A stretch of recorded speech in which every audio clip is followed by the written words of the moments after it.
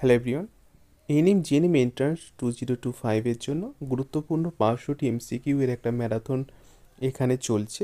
অর্থাৎ আজকে আমরা ক্লাস নাম্বার 2 আলোচনা করব। অর্থাৎ প্রত্যেকটা ভালো করে দেখে রাখবে, কারণ এগুলো পরীক্ষার ক্ষেত্রে কিন্তু প্রশ্ন থাকবে। ওকে, দেখো আমাদের 21 থেকে প্রশ্ন শুরু হবে, কারণ এর আগে 1 নাম্বার ক্লাসে তোমরা দেখেছো যে 1 থেকে আমরা 20 কোশ্চেন কভারেজ করেছিলাম। আজকে 20 থেকে আমরা 40 মানে প্রতিদিন 40টা করে 20টা করে আমরা প্রশ্ন কিন্তু আলোচনা করব। ওকে, আচ্ছা, প্রথম প্রশ্ন দেখো যে এইচআইভি কী ধরনের একটা ভাইরাস। আমরা সকলে জানি এইচআইভি মানে যেটা এইডসের ভাইরাস, সেটা হচ্ছে আরএনএ ভাইরাস। ঠিক আছে, আমি আশা করব সকলে কিন্তু প্রত্যেকটা প্রশ্নের উত্তরগুলো খুব সহজে করতে পারবে।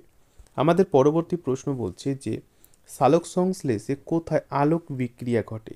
তোমরা সকলে জানো ক্লোরোপ্লাস্টের গ্রানাতে কিন্তু আলোক বিক্রিয়া ঘটে। ওকে, পরবর্তী প্রশ্ন যে আয়োডিন কোন রোগের আক্রান্ত হলে ব্যক্তিদের দেওয়া হয়। তোমরা সকলে জানো সঠিক উত্তর হচ্ছে গয়টার। এগুলো কিন্তু তোমরা রিভিশন করে নাও, ঠিক আছে, কারণ রিভিশন করবে যাতে ফ্লুয়েন্টলি তোমরা অ্যান্সারগুলো করতে পারো, আর এই প্রশ্নগুলো কিন্তু অবশ্যই মোস্ট ইম্পর্টেন্ট। আমাদের পরবর্তী প্রশ্ন দেখো যে ভিটামিন সি এর রাসায়নিক নাম কি। তোমরা সকলে জানো ভিটামিন সি এর রাসায়নিক নাম হচ্ছে অ্যাসকর্বিক অ্যাসিড। এখানে যাদের ট্রিকগুলো মনে আছে অবশ্যই ট্রিকগুলো কিন্তু তোমরা শেয়ার করবে। দেখো আমি টপিক ওয়াইজও তোমাদের আলোচনা করেছি। যখন ভিটামিন টপিকটা আমি তোমাদেরকে করিয়েছি তখন এখানে কিন্তু আলোচনা করেছিলাম যে বিভিন্ন ভিটামিনের রাসায়নিক নামগুলো। তো এখানে কোন আমি ট্রিক ব্যবহার করেছিলাম, এসি আমি ব্যবহার, এসিতে থাকলে অ্যাস করবি বলেছি। এসি সি, দেখো সি হচ্ছে তোমাদের এসির মধ্যে সি, ভিটামিন সি। আর এসিতে থাকলে অনেকেই কী করে গরমকালে কিন্তু ইয়াস করে, ইয়াস মানে মজা করে আর কি। অবশ্যই ইয়াসটাই হচ্ছে এই যে অ্যাস। ক্লিয়ার, অ্যাস করবি, এসিতে থাকলে অ্যাস করবি, অ্যাস করবি, দেখো অ্যাস আর এখানে হচ্ছে করবি। ঠিক আছে, অ্যাস করবি। ক্লিয়ার হয়ে গেছে। ওকে, আমাদের পরবর্তী প্রশ্ন দেখো যে চিংড়ির রেচন অঙ্গের নাম কি। তোমরা সকলে জানো যে চিংড়ির রেচন অঙ্গ হচ্ছে সবুজ গ্রন্থি। আমি তোমাদের এর আগেও বলেছিলাম যে রেচন অঙ্গ, শ্বাসঙ্গ, গমনাঙ্গ এগুলো ভালো করে তোমাদেরকে জানতে হবে, কারণ এখান থেকে কিন্তু প্রশ্ন একটা অবশ্যই থাকবে। ওকে, পরবর্তী প্রশ্ন কাদের দেহে রুমিন্যান্ট স্টোমাক হবে আর কি, স্টোমাক হবে, স্টোমাক থাকে। ঠিক আছে, আমরা সকলে জানি যে গরুর এই প্রাণীর আর কি রুমিন্যান্ট স্টোমাক থাকে। ওকে, আমাদের নেক্সট কোশ্চেন রয়েছে যে সিংকোনা গাছ আমরা জানি যেখান থেকে কুইনাইন তৈরি হয়, কিন্তু বলতে হবে সিংকোনা গাছের কোথায় থেকে, ফুল থেকে, ফল থেকে, ছাল থেকে, এরকম অপশন তোমরা দেখতে পাবে। আমরা সঠিক উত্তর করব গাছের ছাল থেকে কিন্তু কুইনাইনটা তৈরি হয়। ওকে, চলো পরবর্তী প্রশ্ন কি বলছে দেখো যে একটি পলিমারফিক প্রাণীর উদাহরণ দাও।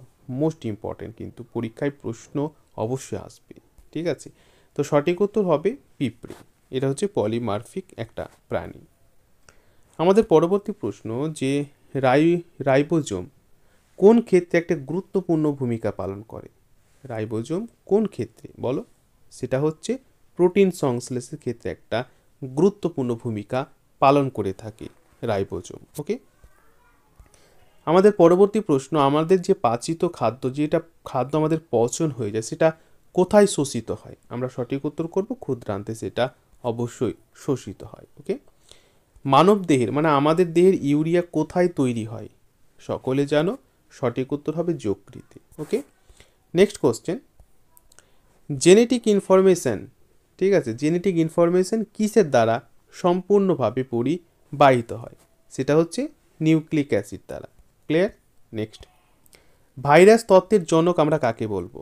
মোস্ট ইম্পর্টেন্ট, কিন্তু এটা অবশ্যই মোস্ট ইম্পর্টেন্ট, জনকগুলো ভালো করে দেখে রাখবে। ওকে, আমি এক এক করে করাবো, আমাদের যে 500টি এমসিকিউ আলোচনা করব সেখানে কিন্তু অবশ্যই তোমরা পেয়ে যাবে। ওকে, 500টি অবশ্য কভারেজ করার চেষ্টা করবে। ভাইরাস তত্ত্বের জনক আমরা কাকে বলবো, স্ট্যালিনকে কিন্তু ভাইরাস তত্ত্বের অবশ্যই জনক বলবো। আমাদের পরবর্তী প্রশ্ন যে প্রথম কোন বিজ্ঞানী সজীব কোষ সম্পূর্ণভাবে পর্যবেক্ষণ করেন, সেটা হচ্ছে লিওয়েন হক। ক্লিয়ার, নেক্সট ট্যাক্সোনমি একটা গুরুত্বপূর্ণ তোমাদের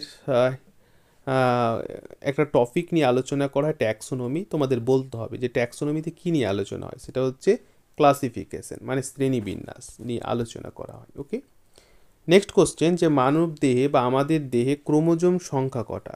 ভেরি ভেরি ইম্পর্টেন্ট, সেটা হচ্ছে 46 অর্থাৎ 46টি মানব দেহের ক্রোমোজোম সংখ্যা। আমাদের পরবর্তী প্রশ্ন যে বংশগতির একক যে জিন এটা কোথায় থাকে? এটা কিন্তু সঠিক উত্তর হবে ক্রোমোজোম।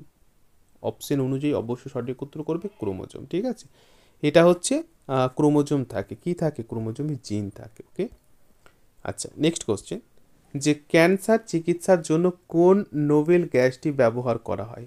সঠিক উত্তর হবে রেডন। আমি আবারও বলছি, প্রত্যেকটা প্রশ্ন তোমাদের ক্ষেত্রে কিন্তু ভেরি ভেরি ইম্পর্টেন্ট কোশ্চেন। ওকে, আমাদের দেহে কোন কোষের পুনরুৎপাদন ক্ষমতা সর্বনিম্ন? মানে আমাদের দেহের যে কোষ সেখানে যে পুনরায় উৎপাদন হতে পারে, এটা কোন কোষের ক্ষমতা সব থেকে কম? সেটা হচ্ছে মস্তিষ্কে আমাদের যে কোষগুলো থাকে তার ক্ষমতা মানে পুনরুৎপাদনের জন্য বা পুনরায় উৎপাদনের জন্য যে ক্ষমতাটা রয়েছে সেটা হচ্ছে সর্বনিম্ন মানে খুবই কম। ওকে, আমাদের পরবর্তী প্রশ্ন যে এই যে ট্রাকোমা রয়েছে, ট্রাকোমা যে রোগটা রয়েছে এই রোগে আক্রান্ত হয় মানুষের কোন অঙ্গটি? তোমরা ট্রিকের সাথে কিন্তু এই হোমওয়ার্কটা আমাকে জানাবে। এটা একটা গুরুত্বপূর্ণ ট্রিক। আমি তোমাদের যে ডিজিজগুলো রয়েছে, যে রোগগুলো রয়েছে এবং রোগের যে আক্রান্ত অঙ্গগুলো রয়েছে, আক্রান্ত যে অঙ্গগুলো রয়েছে তার একটা গুরুত্বপূর্ণ আমি ট্রিক ব্যবহার করেছি তোমাদের। সম্পূর্ণ রোগের গুরুত্বপূর্ণ ট্রিক আমি তোমাদের বলেছিলাম। এই ট্রিকটা অবশ্যই তোমাদের হোমওয়ার্কে রাখলাম, এর সঠিক উত্তর কী এবং ট্রিকের সাথে কিন্তু উত্তরটা তোমরা সকলে জানাবে।